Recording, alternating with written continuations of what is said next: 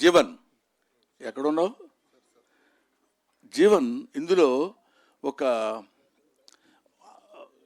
Important character, అంటే సాలిడ్గా ఉండే క్యారెక్టర్. అందులో కూడా క్యారెక్టర్ కూడా అట్లాంటిదే. ఇతను ఈ క్యారెక్టర్కి అంటే ఒక రకంగా ఎక్కువ యాక్ట్ చేయాల్సిన పని లేకుండా నప్పే క్యారెక్టర్ అనమాట. సో ఈ జీవన్ రెడ్డి ఇలాగా ఇప్పుడు వీళ్ళందరి గురించి చెప్తుంటే ముఖ్యంగా ఈ సినిమాలో స్పెషల్ అట్రాక్షన్ యోగిబాబు. యోగిబాబు నేను మా కాంబినేషన్ లేదు, కానీ యోగిబాబు ఈ సినిమాలో చాలా హిలేరియస్ కామెడీ చేశాడు. ఆ తర్వాత కసిరెడ్డి అండ్ వంశీ వీళ్ళందరూ ఈ సినిమాలో వాళ్ళ క్యారెక్టర్స్ అద్భుతంగా ప్రదర్శించినటువంటి సినిమా. వాళ్ళ అంత బాగా చేయటానికి ఉపయోగపడినటువంటి వాళ్ళు చేయించుకున్నటువంటి వ్యక్తి దర్శకుడు. ఇది పోతే ఇంకా మీరందరూ చూస్తున్నారు, నేను కూడా చెప్దామా వద్దా అనుకునే ఇద్దరు క్యాండిడేట్లు ఉన్నారు కదా. హీరో హీరోయిన్ గురించి చెప్పడేంటి, వీళ్ళందరి గురించి చెప్తున్నాడంటేనే. హీరో హీరోయిన్ మిస్టర్ చెప్పబోయే దానికి కూడా మొహాటపడతావు ఎందుకు, వేరేగా చెప్పమంది. మిస్టర్ నరేష్ అండ్ ఫరియా వీళ్ళిద్దరూ నాకు ఫస్ట్ డే షూటింగ్లో కలిసినప్పుడు ఇతనేమో చిన్న బాల్డ్ హెడ్తో వచ్చాడు. అంటే ఇదో గెటప్ ఏమో నాకు తెలీదు. నమస్కారం సార్, ఎవరు రానిచ్చారా వీళ్ళని? సెట్లో కూర్చుని నేనేమో జడ్జిగా అక్కడ కూర్చుని ఉన్నాను, వీళ్ళిద్దరు వచ్చి నమస్కారం అండి అని. ఈ అమ్మాయి ఏమో ఓల్డ్ ఉమన్, 95 years అమ్మాయిలాగా. వీళ్ళిద్దరు వచ్చి చెబుతుంటే ఎవరో చూడటానికి వచ్చారేమో, షూటింగ్ వీళ్ళని అలౌ చేశారేమో అనుకున్నాను నేను.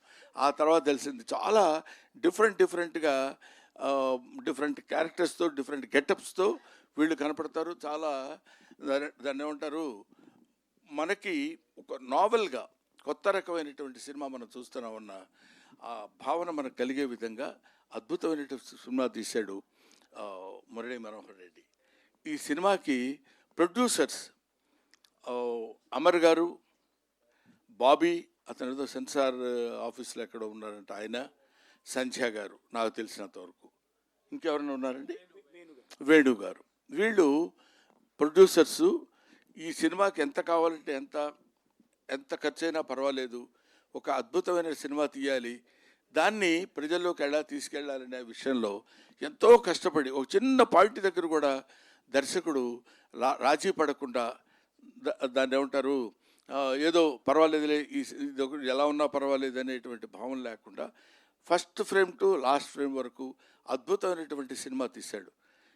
ఇటువంటి సినిమాలు మీరు డెఫినెట్గా చూసి ఆదరిస్తారని తెలుసు. ఆదరించాలని మాత్రం మనస్ఫూర్తిగా నేను కోరుకుంటున్నాను. ఇటువంటి సినిమాలు తీస్తే, ఇలాంటి ప్రొడ్యూసర్స్ కొత్తగా వచ్చిన వాళ్ళు ఇంకా మంచి సినిమాలు తీసి ఇంకా బోల్డన్ని సినిమాలు తీస్తే ఎన్నో కుటుంబాలు బతుకుతాయి. మన సినిమా కళకళలాడుతూ నిత్య కళ్యాణం పచ్చతోరణంగా ఉంటుందని ఒక ఓల్డ్ ఆర్టిస్ట్ లాగా మీ ముందు మనవి చేస్తున్నాను. ఓల్డ్ ఆర్టిస్ట్ అంటే కంటే ఎక్స్పీరియన్స్డ్ ఆర్టిస్ట్ లాగా మీ ముందు మనవి చేసుకుంటున్నాను. You bless them. రేపు 19వ తారీఖు December 19th ఈ సినిమా రిలీజ్ కాబోతుంది.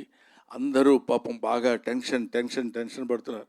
ఇప్పుడు ఈ టెన్షన్లో నేనేమొస్తాను, 2 గంటల నుంచి 3 గంటల వరకు, అంటే జస్ట్ డెఫినెట్గా నిద్రపోయే టైం అది నాకు. స్పెసిఫిక్గా నిద్రపోయే వాళ్ళ సంగతి నాకు తెలియదు, కానీ ఈ టైంలో మీరు ఇక్కడికి వచ్చేస్తే బాగుంటుందండి అని చెప్తే, సరే ఈ ఒక్కరోజు నిద్ర మానుకోవడానికి పెద్ద దేశం ఏమి కొంపలు మునిగిపోవు, ఉక్రెయిన్ యుద్ధం ఆగిపోదు, కాబట్టి వెళ్ళొచ్చు. మంచి సినిమాలు, కుర్రాళ్ళు చేసే అటెంప్టు, ఇందులో ఈ కంటెంట్ ఉంది.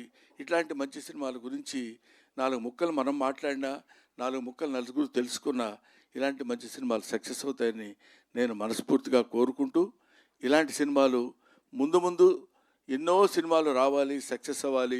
ఇలాంటి ప్రొడ్యూసర్స్ 10 కాలాల పాటు ఉండాలి.